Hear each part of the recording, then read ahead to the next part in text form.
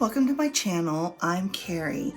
I'm going to go ahead and show some of my Halloweenish and Halloween decks today.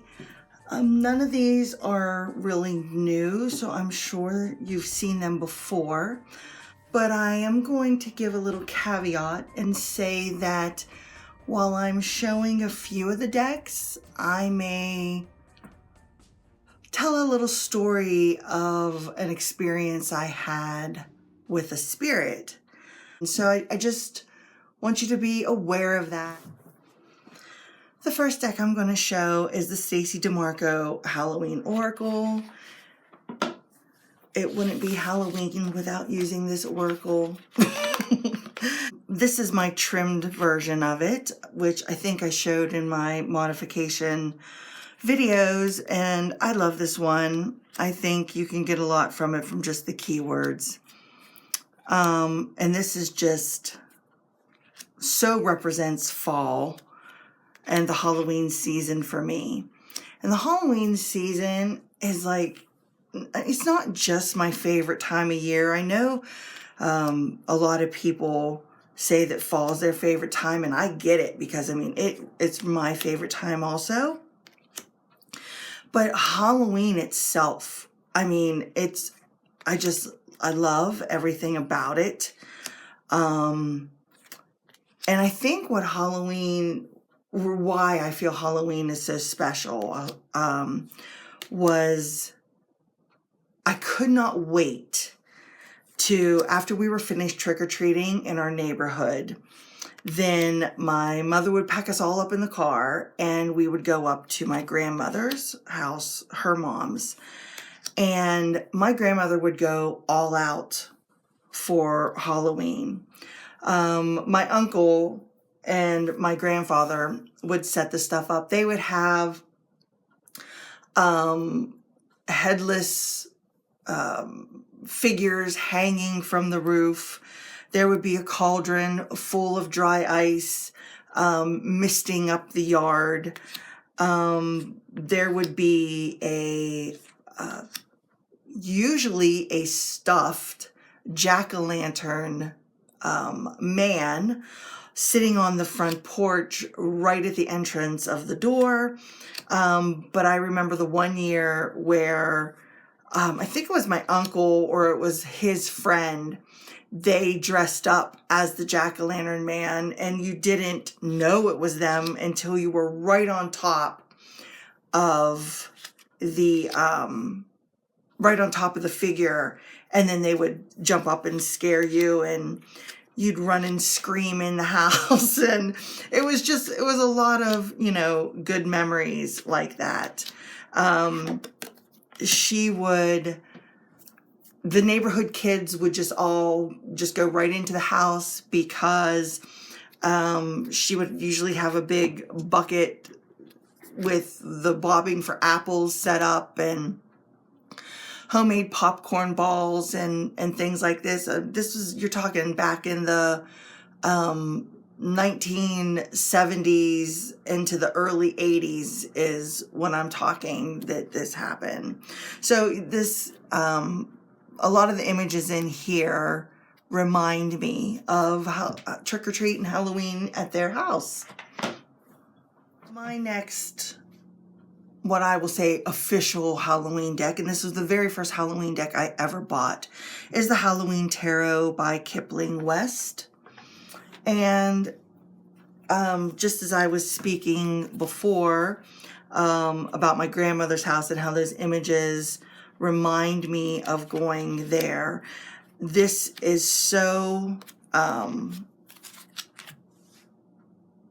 enmeshed in Halloween and the images that I can't help but also think of her house when using this deck. I don't use this deck that often because I've acquired other decks now.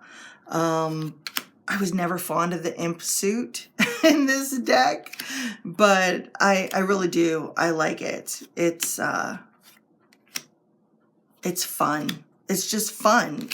And like I said, screams Halloween and puts me in mind of their home at Halloween time. So my next Halloween, I guess, deck, or you could use it at Christmas if you wanted to, is Tim Burton's The Nightmare Before Christmas. This is my one and only Insight Editions decks. I wanted to love this deck so badly, but needless to say, I don't. So it's really just like a collector's deck for me now. I don't use it at all, but I love The Nightmare Before Christmas. And, I think that's why I like the Dark Mansion Tarot so much, is because it's very similar style, Tim Burton-esque, I guess. And this is was my son's favorite movie as a kid, and we've watched it a gazillion times, and that's why I wanted the deck. But I know several people, or I've seen several people, I should say, on YouTube that really love this deck, and that's fantastic. But yeah, for me, it's just turned into a collector's deck. So my next deck is Ghosts and Spirits Tarot by Lisa Hunt. And this one, I guess it's newer to my collection. I don't think I've had it a year. I think I've only done 1 or 2 readings with it. I think it's beautiful. And I love the guidebook where it explains, you know, what the ghosts are or who they are, if they're, you know, from a story or whatever. I wish the guidebook was bigger, but I mean, for it being a little white book, it's fine. I love anything ghost themed, paranormal, things like that. I had posted, at the beginning, I think I said I posted a video of a paranormal experience I had that my husband and I had together, with a haunted portrait. I picked up this portrait, the short version of this is I picked up this portrait at an antique store, brought it home, and we just had a lot of strange things begin to happen in our home. A lot of banging and walking and feelings of being watched and cold spots and things that would never had happened before. And then it escalated to the point that we had no children, no pets, no nothing at the time. I was alone one evening. He was at work. And the next morning, every single cupboard, door, every drawer, everything was opened in my kitchen, which was the room right next to where the haunted portrait was set up. And both of us were very uneasy with that portrait in the house. And it was right after that experience that we got rid of it. And that was the end of that. But so ghosts, since I was 10, have really had a profound impact in my real life. Spirits, you know. So, but as far as the deck goes, it's beautiful. And I really think that I could use this deck during any time of the year. I don't see this deck as an only Halloween time. I feel this really could be pulled out in any season that I wanted to, at least for me, because I relate to spirits in a different way. So this would be an any season reader for me. Okay, this is my second oracle in the Halloween category, or Halloweenish. I really don't consider this a Halloween oracle though, because I will use this whenever. I have used this whenever. And this is the Seasons of the Witch Samhain Oracle. I really like this. I like all of them, the ones that I have so far. And I've used it with a multitude of different decks. And this deck makes me think of the very first time, and I know this is a witchy based deck, but it makes me think of the very first time when I was 10 and saw my very first spirit at my grandmother's house float across the driveway. And it was a terrifying experience because I was 10. But if I fast forward, everybody in that neighborhood knew there were spirits at my grandmother's house. That was not an old house. My grandfather had that house built. So it was not like someone else owned it or previously passed away there or anything of that sort. It was, he had it built. I really couldn't tell you what had maybe happened on the land. Nothing that we know of. I mean, it's in the town that I still live in. But the house was actually haunted because there would be chairs that would randomly pull out in front of you and on the linoleum floor in the kitchen. Bakeware that would randomly shoot out of the cupboards at you. And the seeing of the actual specters. I mean, you would see, it's not like people didn't see them. People would see them. They would see them outside of the house. They would see them in the roof area. They would see them in the driveway area. I only experienced it in the driveway and then within the house after that. The other time when I actually saw it with my own eyes, it was hovering in my grandmother's hallway, and I was looking down the hallway from the living room because they had it was pretty much a ranch style house, but then they did have a finished basement with a rec room and that underneath. And it flew right at me, disappearing just feet from my face. There was many more incidences, I guess, that happened to me where I didn't see it, but there was other things that occurred. And so yeah, this deck just gives me that vibe. Even though I know it's witchy based. I know it, I get it, but it just makes me think of all of that. And yeah, it's one of my favorites. Another deck that you could bring out at Halloween, but I use this at any point in the year, is the Ghost Tarot by Lo Scarabeo. This was gifted to me by my cousin, who's very special to me, and let me see, make sure.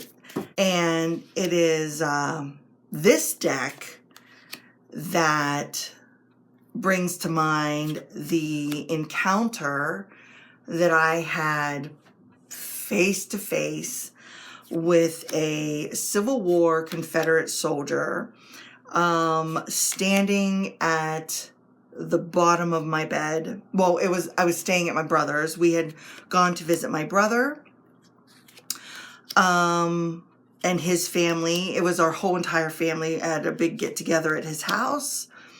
And one evening, the music box that was in the room that we were staying in, that I didn't even know was there, just started randomly playing. It woke me up. I tried to wake my husband up. and he woke up briefly and then went right back to sleep. But now I was wide awake because this music box was playing and I was trying to figure out how to shut it off. And it wasn't one that would just like randomly play. You had to actually wind it up and then sit it down so the little tab underneath would engage, and then it would start to play.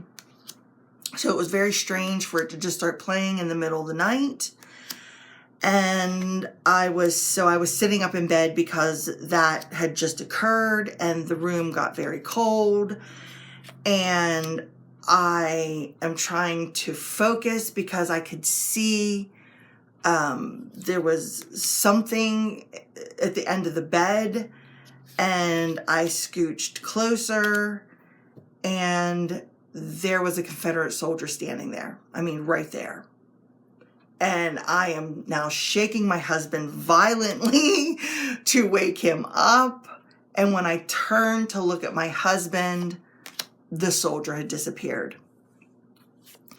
I was not the only one to experience this soldier in my brother's house. He had a one-on-one encounter with it also. Whenever he was putting my niece to bed, and he was rocking her in the nursery, and looked up, and there was the soldier standing in the doorway. And he just gently leaned forward and pushed the door with his toe and shut the door and went back to taking care of, getting his daughter to sleep and putting her to bed. And every time I use this deck, I think of that incident that happened to both of us. So, yes, this is the Ghost Tarot by Los Scarabeo. Another deck I like to pull out this time of the year is the Zombie Tarot. And no, I don't have any zombie stories, but I think this deck is fun. I really do. I love the 1950s style of it. And I think it's a fun reader.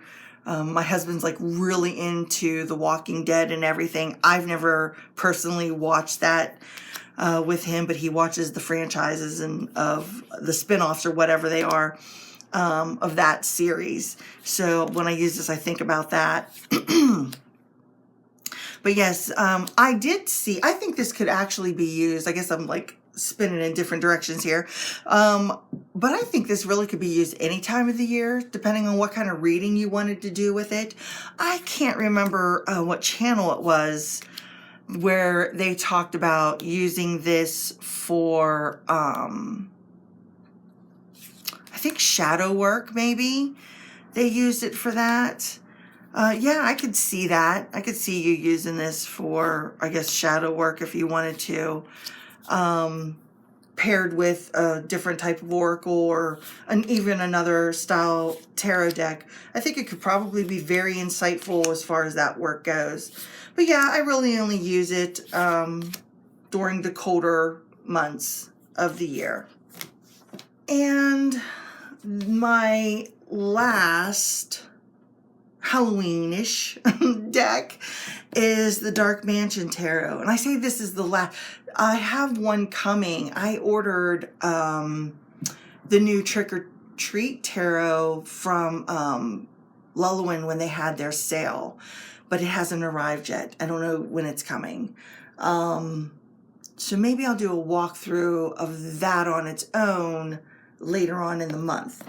But this deck I just love. I already explained why I love it so much in my Good Mood deck video, because it was a gift to me by a stranger, and for other reasons. But this deck is the one that I am currently working with in October, and I just love it. I could just dive into this Victorian type era world. I know there's several that don't like it, but it is. It's just one of my favorites. I could not even read with it and just sit and flip through the deck all day long, looking at the pictures and trying to make sure I catch every bit of the image. And I think it's fantastic. And I think I might have said, I don't plan on just keeping this for Halloween or a fall deck. I could see myself pulling this out for any reason to use.